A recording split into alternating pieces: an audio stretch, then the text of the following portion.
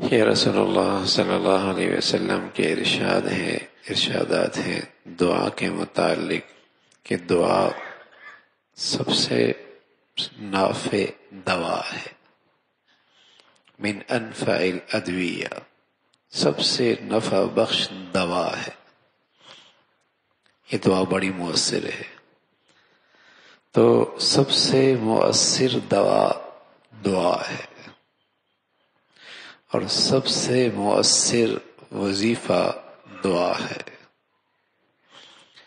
وَهُوَ عَدُوُّ الْبَلَاءِ، یہ دعا ہی ہے جو بلاؤں کی دشمن ہے۔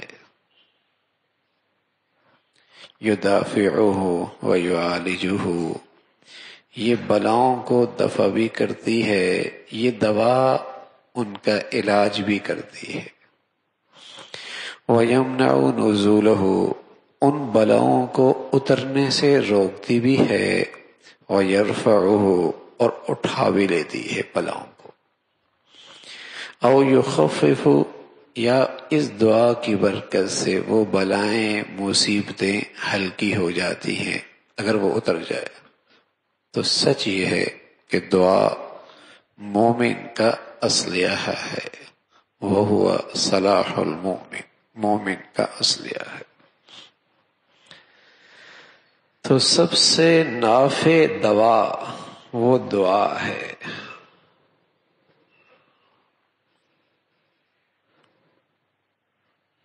آج امت نے اس نسخے کو چھوڑ رکھا ہے، اس وظیفے کو چھوڑ رکھا ہے، اس کی طرف توجہ نہیں ہے کہ دعا کتنا مؤثر وظیفہ ہے،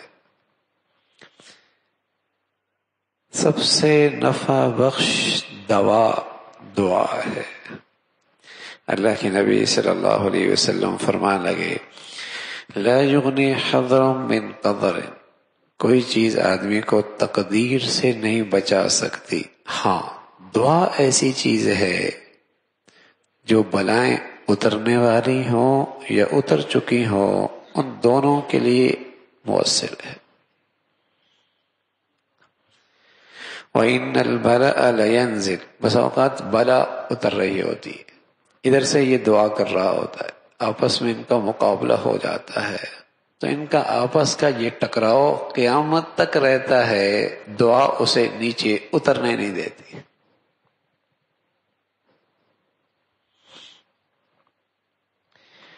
اللہ کے نبی فرمانے لگے صلی اللہ علیہ وسلم کہ دعا نفع دیتی ہے، جو بلائیں مصیبتیں آ چکی ہیں ان کے لیے بھی، جو نہیں آئیں ان کے لیے بھی۔ پھر فرمایا فَعَلَيْكُمْ عِبَادَ اللَّهِ بِالدُّعَا، اے اللہ کے بندو تمہارے لیے دعا ایک لازمی وظیفہ ہے، اس کا اہتمام۔ حَسِّنُوا أَمْوَالَكُمْ بِالزَّكَاةِ وَدَاوُوا مَرَضَاكُمْ بِالدُّعَا،